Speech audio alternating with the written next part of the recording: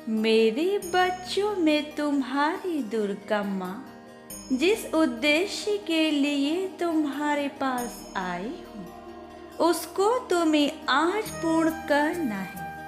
इसलिए आज मेरे द्वारा बताई गई सभी बातों को ध्यान पूर्वक सुनना और जो मैं तुम्हें कहूँगी उसका पालन करके अपनी माता को प्रसन्न करना। मेरे बच्चे, आज तुम्हारे लिए यह घड़ी बहुत शुभ है, क्योंकि मैं स्वयं तुम्हारे पास आई हूँ।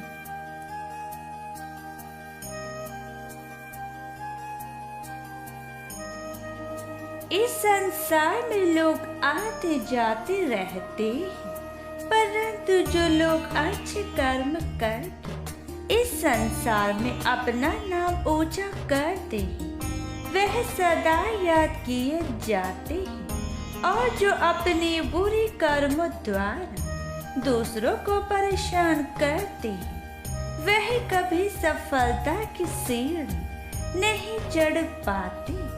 इसलिए मेरे बच्चे, आज मैं तुम्हें यही समझाने आई हूँ कि कैसे तुम्हें अपने कर्मों द्वारा इस संसार में अच्छे काम करने हैं।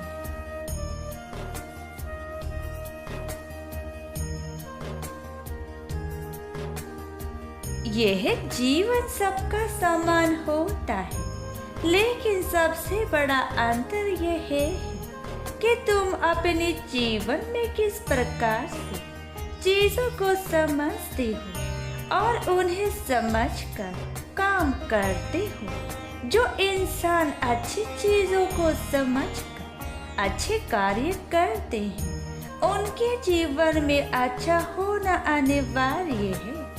और जो इंसान बुरी चीजों को समझकर बुरे कार्य करते हैं, उनके जीवन में सब कुछ बुरा होना सामान्य है।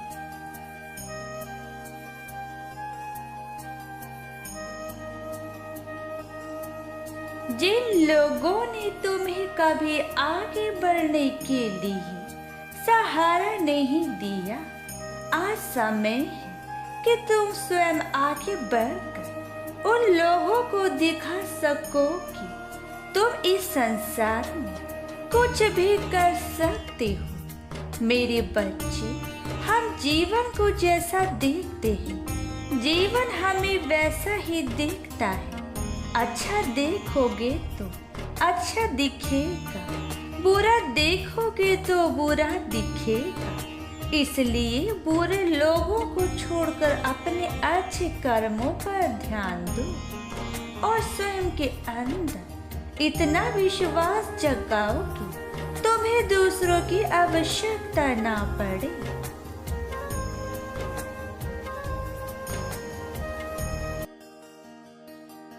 जो अपने जीवन में कुछ नहीं कर पाते हैं, वह सदा ही तुम्हें आगे बढ़ने से रोकेंगे। और जो अपने जीवन में सब कुछ कर लेते हैं, वह कभी तुम्हें आगे बढ़ने से नहीं रोकेंगे। मेरे बच्चे, लोगों का काम तो सदा ही दूसरों की बुराई करना होता है। जो इन बुराई को सुनकर अपने अंदर यह विश्वास जगा लेता है कि जीवन में मैं कुछ नहीं कर पाऊंगा, वह कभी कुछ नहीं कर पाता। और जो यह विश्वास जगा लेता है कि मैं सब कुछ कर सकता हूँ, उससे कोई फर्क नहीं पड़ता कि कौन उससे क्या कह रहा है।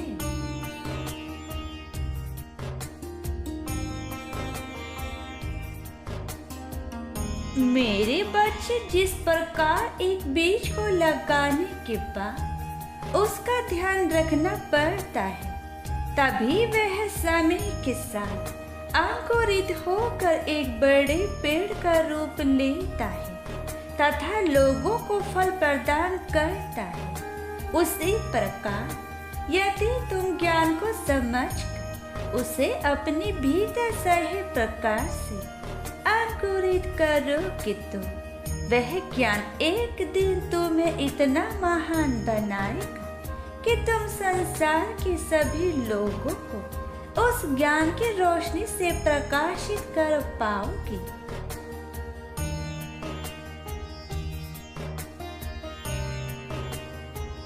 तुम्हारी जो भी इच्छाएं हैं, चाहे वह किसी भी प्रकार की क्यों ना हो, मैं आज तुम्हारी सारी इच्छाओं को पूरा करूंगी।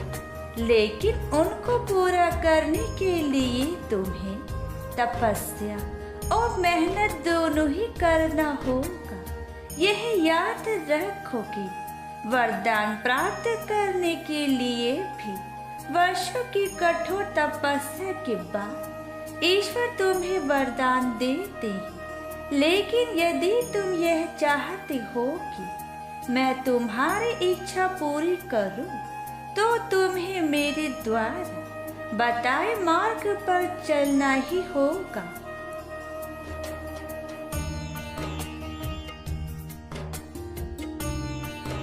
मेरे बच्चे, कभी किसी के बारे में बुरा मत सोचो और ना ही किसी के बुरा होने की कामना करो। यदि तुम इस मंशा के साथ मेरे मंदिर में आकर मुझसे कुछ मांगोगे तो उसका उल्टा असर तुम्हारे ऊपर हो जाएगा। मैं कभी किसी के साथ बुरा नहीं करती।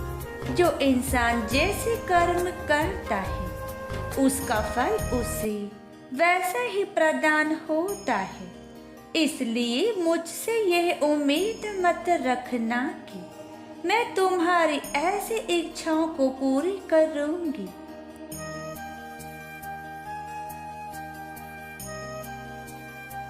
सुख और दुख तुम्हारे जीवन के वह दो साथी हैं जो तुम्हारा साथ कभी नहीं छोड़ेंगे। यदि दुख होगा तो सुख तुम्हें अवश्य मिलेगा, और यदि सुख होगा तो दुख तुम्हें अवश्य मिलेगा।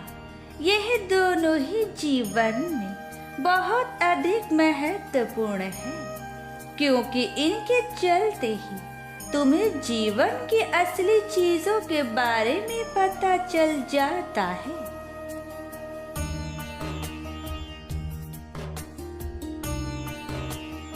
अब मैं अपने धाम वापस जा रही हूँ। मेरी बच्ची, तुम अपने जीवन में सदा खुश रहना, यही मैं कामना करती हूँ। और ईश्वर से सदा यह प्रार्थना करना कि तुम्हारे जीवन में ऐसा पल ना आए जब तुम कोई बुरा कार्य करके अपने जीवन को नरक की ओर ले जाओ।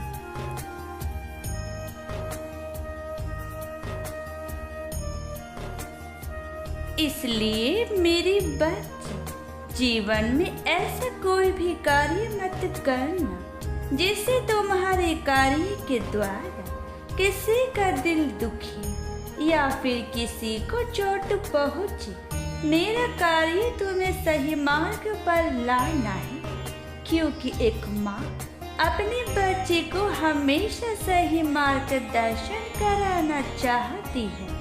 मैं अपने भक्तों को कभी भी कष्ट में नहीं देख सकती। मैं तो अपने भक्तों से बहुत प्रेम करती हूँ और हमेशा करती रहूंगी। सदा खुश रहो मेरी बच्ची, तुम्हारा कल्याण हो।